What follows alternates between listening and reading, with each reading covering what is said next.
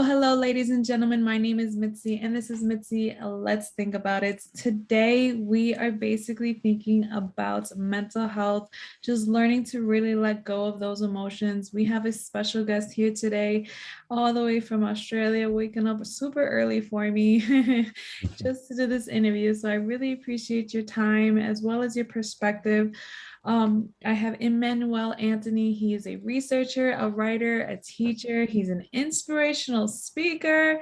Man, this man has done it all. If he hasn't done it, we'll give him time. He'll probably figure it out and do it. If you don't mind, Emmanuel, go ahead and introduce yourself a little more. No problems. First off, thank you for having me, and thank you for everybody that's here. Luckily for me, it's not too early in the morning. I think it's about 10 o'clock here in the morning. So that's quite nice. I'm an inspirational speaker, researcher, writer, teacher, and consultant. For the last 11 years, I've had the blessing of working with clients globally and assisting them to overcome major challenges within their life and achieve their goals within that. Some of the major mental challenges that I've worked with, and not only worked with, but I've also gone out and done talks on in front of psychiatrists, psychologists, and things like that. Also been around anxiety, depression, bipolar, overcoming these common mental disorders and how to actually create results within those and let go permanently and for life. Awesome. And what inspired you to walk in this path of self-growth and self-awareness that you were able to help other people, if that makes sense? Yeah, no, it definitely does. One of the things that I've learned in my journey, there's a subject by my mentor, Dr. John Demartini, and it's called values. And the human values, there's a lot of different range of values out there, but it's the highest level of values that I've seen. It describes the fact that every human being lives their life by a unique set of values. Whatever's most important and meaningful to us is the areas where we have our greatest void, what we perceive to be most missing. Whatever we perceive to be most missing creates the greatest amount of value within our lives. And every human being on planet Earth actually has a unique and different set of values in their life based on their perceptions of what occurred within their past and throughout their lives determines their values. Well, for me, growing up, there was a few key areas that I found were weaknesses, major challenges, and areas that I really wanted to grow and evolve in. One was physical strength, and the other one was mental strength. I felt that I was bullied in primary school because I didn't stand up for myself, and I was very susceptible to that. And then I also mentally felt that I couldn't stick up for myself, and I held on to a lot of emotions. I didn't know if other people did, but it felt like I held on to them a lot longer than anybody else. So I had this major value throughout my life to just be able to deal with those things, to be able to overcome them. And that started in primary school, then it went through to high school.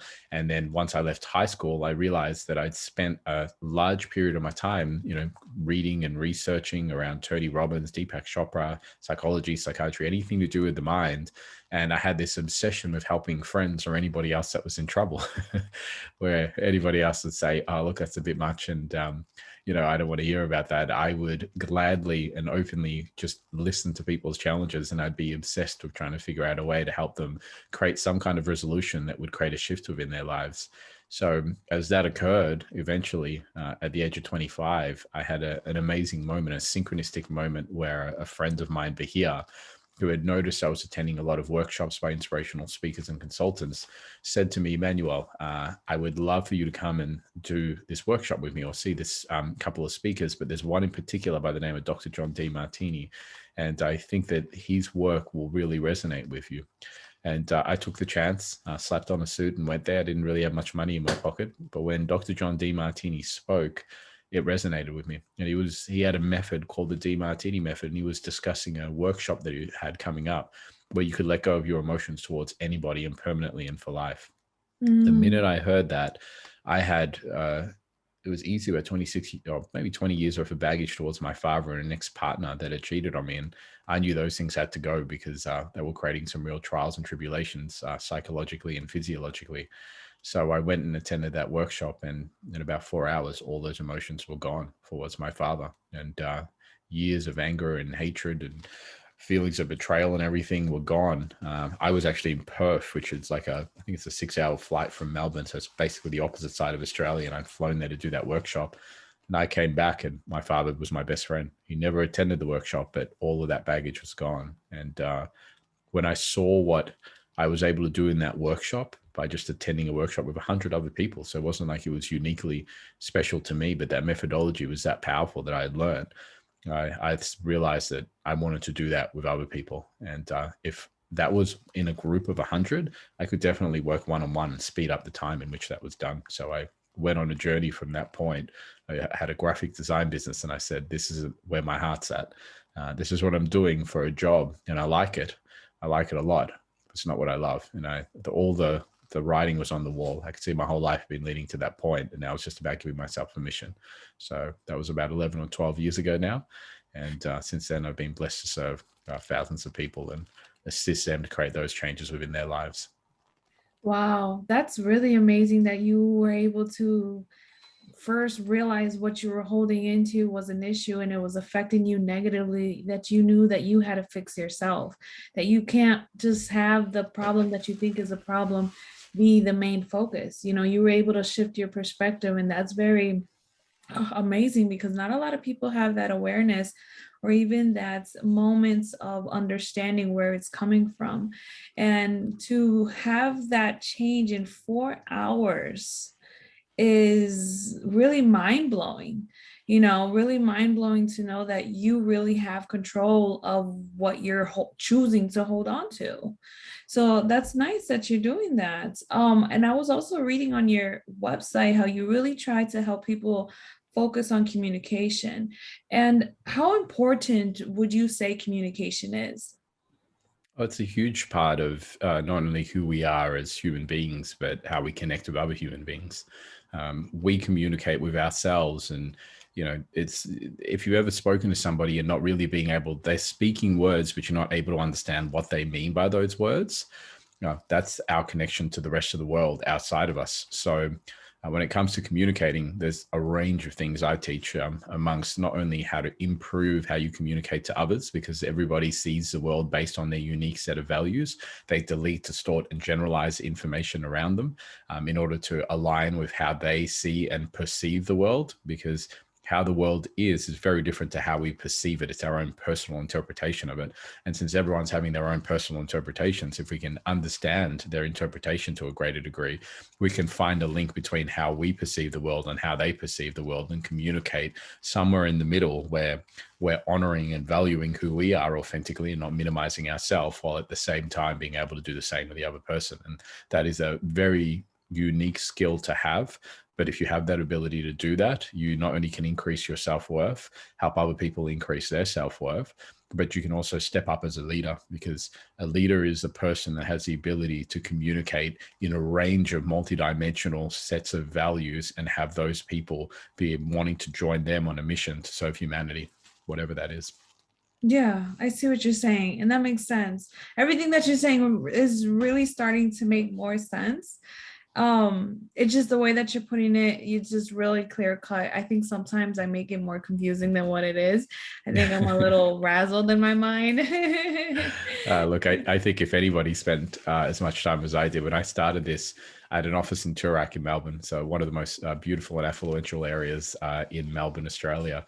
And you can walk down the road and like the trees kind of touch in the middle, and there's just these $1 million properties on the side, and the light comes through. It's such a gorgeous area where my office was. And when I first started this career, I was like a kid in a candy store. 11 years ago, I would work somewhere between 12 as a minimum to about 16 hours a day. And then I lived about 5 minutes down the road. It was a 10-minute walk, but I drove down there because they had a gym and everything. So I could just park and then get into the office anywhere from 6 to 8 a.m. And then I'd leave anywhere from 12 to 1 sometimes. But I did this 7 days a week up until I met my fiance. And then when I met her, we've been together for about 8 years. Then I needed to create a little more balance to make room and time for her as well. But anybody that had been doing, my work that I've been doing for that many hours, you pick up a few things here and there. Yeah, you would have to really just learn how to adjust and adapt.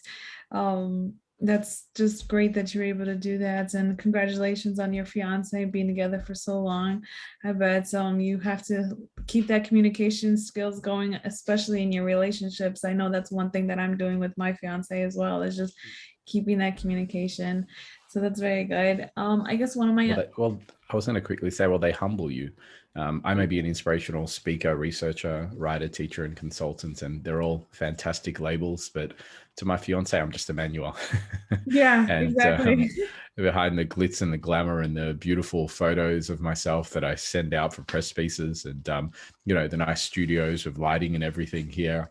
To her, I'm just the guy that wakes up in the morning and my PJs kind of entitled and not perfect, and they keep you humble, and they remind you that we're still students of life in Yeah. that. And no matter what we're doing, no matter how great the titles become, no matter how amazing the research that we have or how effective our levels of communication are, who we're communicating with, our partners are phenomenal for just being this feedback to humble us back, to remind us that we're still humans, we're still students, we're all students of life. We've got something to learn and be open and receptive to that learning as well. So I'm forever grateful for my fiance. She's one of the strongest and most powerful women I've ever met in my life. And every single day, she just leaves me in awe in terms of who she is. But she's definitely the complementary opposite to so many things that I am as well, that just, stimulates parts of me that I wouldn't naturally go out and do, and I probably reject it a lot of the times. But the minute I do it, she opens me up to being a whole different person that I'm glad to be.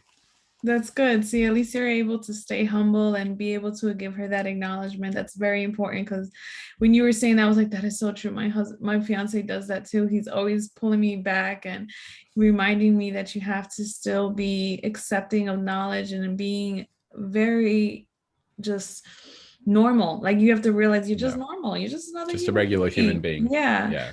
And oh, I'm sorry. I was gonna say that I was also reading up on universal laws, and because you said humble, I'm assuming that staying humble would be one of the universal laws, or what would you say are the universal laws?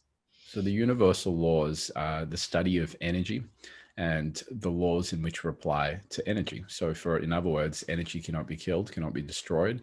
It cannot be created. It can only be transformed. Now, if we understand energy, since every aspect of the universe is made out of energy, and it's perceived that we're in a closed system, meaning that the same amount of energy that has existed throughout the universe still exists now. It's expanding, but we haven't got more or less energy. Then if we understand the laws of how energy works, then we understand fundamental universal laws. Doesn't matter whether we're here or Mars, Venus, or anyone else. Those laws are applicable. So as we apply those laws, say for example, I worked with a lady yesterday, and she didn't have a huge amount of grief, but she had a little bit of grief towards a son that had passed away.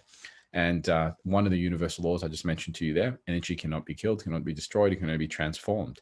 So there's a method of the DiMartini form called side C, where you dissolve grief, and it takes anywhere from 30 minutes to 3 hours. When I met my fiance, she asked me, what do you do for a job? I said, I can't tell you, I have to show you. Because we have to take a specific challenge that you're facing within your life and bring that into balance so it's permanently resolved. She said, okay, this sounds very interesting. So she came, and she had the first item that we worked on was actually a grief of her father who had passed away. I think it was 10 years earlier, but she'd always been holding on to a little bit of that. In half an hour, Mhm. we had that done. And I looked at her and said, can you experience any grief? She goes, I can't feel it. I can't find it. I'm trying to. She goes, this is the wildest thing ever. She jumped on my lap and hugged me and just went, that's absolutely crazy. She goes, how the hell did you do that? And I said, well, a lot of people are under the misconception, and psychiatry and psychology and all of these forms promoted, there are 5 stages of grieving and yada, yada, yada. But, in 11 years, I've watched clients do it and taught them how to do it as well within 30 minutes to 3 hours. So I feel that there's no reason for a person to suffer endlessly with that if there's a half an hour solution that's available to them. So that's what applying those universal laws does. It's just an understanding of how the universe works, and then aligning with the universe through specific principles and tools, DiMartini method in particular, and then using those to alter your perceptions. Because when we experience emotions, a lot of the models that we have at the moment very much are symptoms based, or you've got depression or you've got anxiety, as if it's happening to you. But what a lot of people don't understand is it's your perceptions of what's occurring that determine your symptoms. So the root cause is actually your perceptions. And if you have 5 family members and something occurs in front of them that could be perceived as traumatic, and only one person has a post-traumatic stress disorder from that, that means 4 other people are perceiving it very differently. in the way that they're doing that. And it's not right or wrong, but the person that is having the most extreme emotions is also having the most extreme physiological symptoms. We call that disease, the body not being at ease, and disorder, the body's not in order. And that can impact the body greatly enough to create symptoms like tumors and things like that, because you can't stress out the body for a large period of time without having a large impact on the body. We know that, for example, with stress, if you just slightly anxious for 2 seconds, the heart can handle that.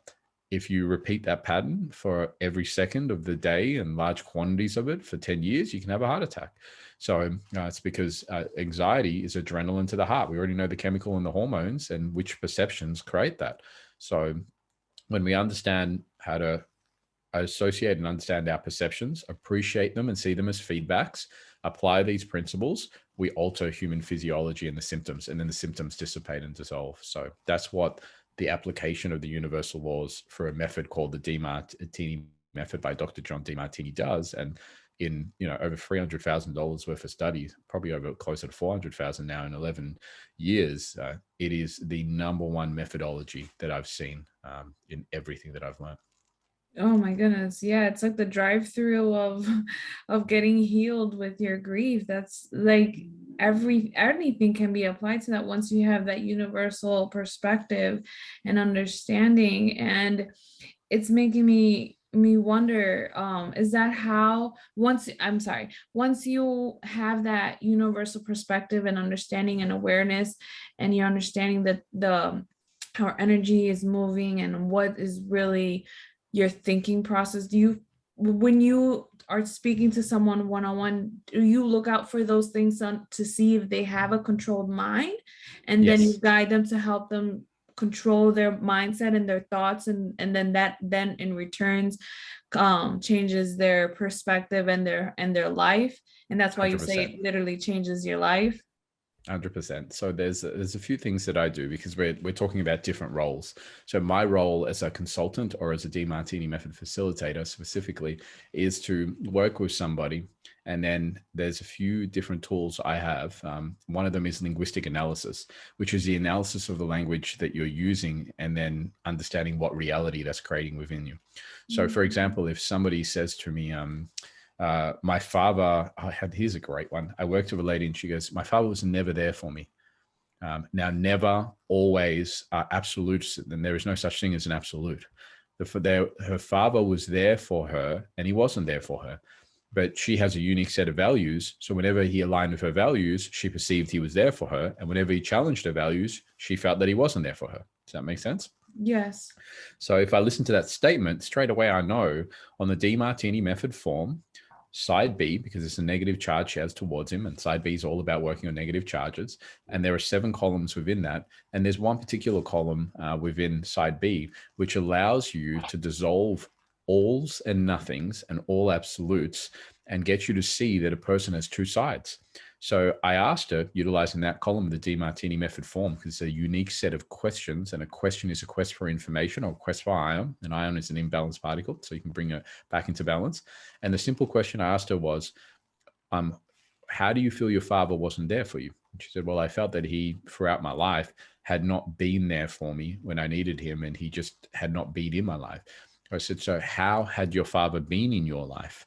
And she said, well, at first she was so polarized. She goes, he wasn't. And I said, did you have a house that you lived in? She goes, actually, it's true. My parents got divorced and my father was the only one that was really kind of, I think she had 3 or 4 sisters or brothers. She said, but he kept all of us. He said, you're not taking my kids away from me. I said, is it true to say that in a majority of cases you hear about women taking the kids? He goes, yeah, actually, that's true.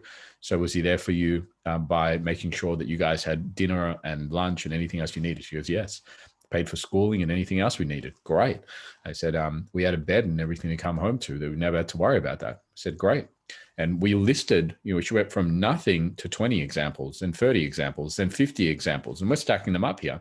Yeah. And her polarized perceptions are turning into from a polarized, he didn't, which a really solid voice is turning into, well, actually there was, and you can see this softening in her voice as well, which means her perceptions are actually starting to come into balance as she realizes the truth compared to her imbalanced lie that she'd been telling herself and shutting out of her awareness. And then we hit one particular moment, and this moment was beautiful. And she said, there was one, she just giggled and she goes, one day I had a fight with my father and I said, I'm not coming to dinner. I'm not hanging out with you guys. That's it. And I'm just going to hang out in my room. So she hung out in her room that night. The next day, when she got back home from school, the door had been taken off the hinges. And from memory, her room was across from where the kitchen table was. And he had done that so she could spend time with the family and everybody could enjoy her presence. And then she could eat later on if she wanted to. But it was important that the whole family ate together. And as she said that, I said, well, he must have been a real monster to have that much of a value for you and family time that he would take off your door. My dad's never taken the doors off its hinges. He'd rather just leave me in my room when I'm that annoyed. And she just burst into tears. And in that moment, she realized that she'd been living by a lie and her dad had always loved her. And she perceived that he hadn't, but he had been loving her in the way he knew how to love her, which was in his model. She'd been comparing him to the way she perceived, which was a fantasy of him. And the real problem wasn't who he was, but the fantasy that she'd been comparing him to and expecting him to be. And anytime you have a fantasy, nobody can live up to the fantasy. We're here to love and appreciate people for who they are, not who we create fantasies of who they are. And that broke the whole thing, just that one column. She cried and broke down. And these weren't tears of sadness. These were tears of gratitude because for the first time in her life, she actually felt that her father loved her. I could pretty much say that session was done from that point because she went from even slight defensive towards her father and what he had done to her to, from that moment, we worked on a whole bunch of stuff, but from that moment, she was easy to work with. It was like putting a knife through warm butter. She was just receptive and open, and it was a whole shift. And that shift was from that. And it was interesting because that was what was holding the whole thing together. There was a whole bunch of other stuff, but that was the catalyst for everything changing. It was the association and the idea that he didn't love me because he wasn't there for me, but the not there for me was a complete lie. And that's what the method does. It asks you unique sets of questions, and each column has a different purpose to break down and get you to see the truth of what's in front of you. When you see the truth, there's nothing but love. All else is an illusion. Wow, that is very true. We do tell ourselves lies all the time, and we do put people in an expectation that is just our fantasy. And then we get mad at them for Yeah. not meeting our expectation that's only a fantasy. Oh, you said it perfectly. Oh my goodness. I wish I had an applaud thing because that Maybe is get one. so true. Well, That it's is, not just that though. Pardon me for interrupting. no, you're fine. Most of us live within societies that are hedonistic based, happily ever after. When you get married, you live happily ever after. What is that? Happiness. I don't promote it in any of the work that I do. I promote love. Love is a synthesis and synchronicity of complementary opposites, meaning it's the perfect balance of positive and negative, pain and pleasure, support and challenge. And we need both. But a lot of our models are promoting this one-sided paradigm that we look for in the future and expect to get to, and then we get there and it's not there. So this is a great one I do in relationship workshops when I teach them. Mhm. People will say, I go, this is happily ever after that's meant to occur within your life at some point, that people are working towards that never gets there. It's like the rainbow with a pot of gold. So I go, so when you're single, you have pleasure and pain. You have the ability to date. Let's say in your scenario, you could date as many beautiful men as you want. So you've got a plethora and a platter of all of these beautiful nationalities and men and everything that are there. The drawback is you date enough people. If you go on 20 dates in a week, you go, there's some psychotic people out there. And you start to realize this is challenging. Yeah. It takes quite a bit of time. So you have pain and pleasure.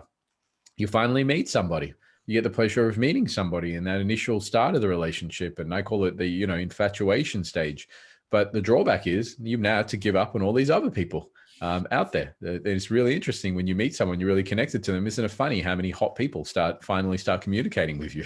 Exactly. And then it's like, what is going on? Why didn't you message me Where were you before? before? Now that they see that you're off the market, they're Yeah. trying to grab a last minute deal on that. So you have pain and pleasure within that. And then when somebody's been dating for years, I talk to couples all the time. I say, how's the sex life? They go, yeah, it's good.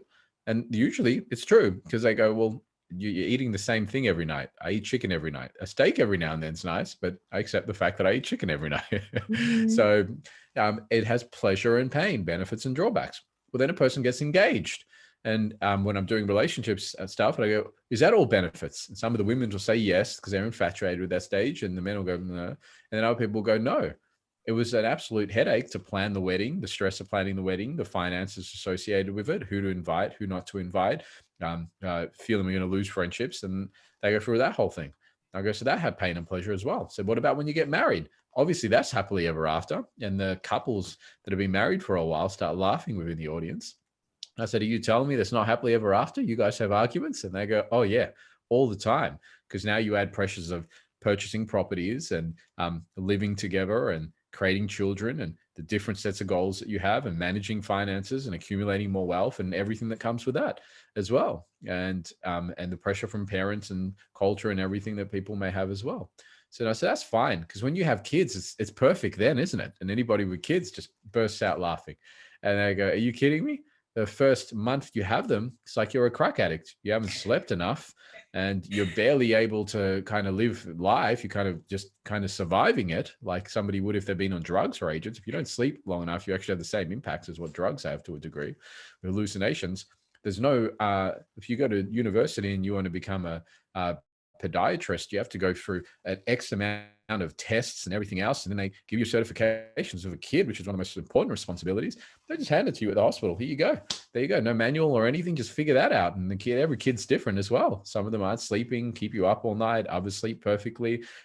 Just peeing and pooing all over the place. Then you got to try to run a relationship and all kinds of things. And what you realize is at no point is there perfect pleasure. At no point is there perfect pain. There's actually a synthesis of the two, and your ability to manage your emotions and perceptions between those is really the key to being able to love and appreciate your life as well as other people and yourself. So that's why I teach those tools, because they're tools that are applicable for all those areas of life. And if you know how to manage your perceptions, you can be present for the blessings that you have now instead of comparing it to some fantasy in the future, only to get to the fantasy in the future and then feel depressed because it wasn't the fantasy that you thought it was going to be. And society's promoting these hedonistic, one-sided models constantly, and people are perceiving that they're going to get to those points, and they never actually do. Yeah, that's very true. And it just becomes an endless cycle of it's only when this happens and I'll be happy. Only when this Yeah. happens and then I'll finally feel love. But it's like you said, it's your perception. That is very good. Oh my goodness. Well, I guess to start wrapping up the show, what would be some good advice that you could leave for me or my audience? For you, definitely get that clapping thing. That sounds great. Probably the most valuable thing I've taken out. I'm only joking. I'll I write would that down. say, yeah, I'd say for anybody watching that you're an amazing human being and you're a miracle to be here. If you actually have a look at my partner and I going through IVF at the moment after about 3 years of trying to figure out how to have a child, although everybody that's had a child keeps telling us don't have one. So for some reason, apparently we're trying to do what they're regretting at the moment. But the chances, because you learn so much about sperms and the egg and everything else, and just a protection that a woman has prior to a sperm getting in. It's probably more advanced in the US defense system, to be honest with you. So the chances of you being alive, the millions of sperm cells that are seeding around trying to get in, is like point something. It's ridiculous. So you're a miracle. You being here is a miracle. So do something with your life. Every human being has reason, meaning, and purpose for being here. And one of your purposes for being on planet Earth is to discover what that is, what you're most inspired to do, what gives you the most energy and vitality. For me, it's assisting human beings to create profound change in their life. But for you, it may be a Michael Jordan like mission to play a sport and share that with the world and inspire people with amazing athletic courage and achievements. It may be as a podiatrist, as I said. It may be as a psychiatrist. It may be whatever that is. I don't care what it is. Your job is to share that with humanity. And when you find out what that is and share that to the greatest degree, you get rewarded with energy and vitality. And 5 hours feels like 5 minutes. And you can't wait to take on challenges, because little challenges for you are just a chance to play in a field and get into the bigger part of that field. So my biggest thing that I can recommend to people: do what you love what you do, go out and share your gifts with the world. And if anything's getting in your way, feel free to reach out, because my mission is to help people get to that point and resolve their challenges. So maybe our missions may align. Exactly. Thank you for that. That is a very great perspective to help people see their life and see who they are differently. And yes, if you need to get a different perspective or just need a little bit more nudge, hit Emmanuel up. He knows how to say it perfectly that you will understand. Like he really put things into perspective. I'm like, now I got to think about this a little more and reevaluate my own values. You can go check out mitzythinking.com and you will be able to find his lovely face on my website with his website so that you can connect with him directly.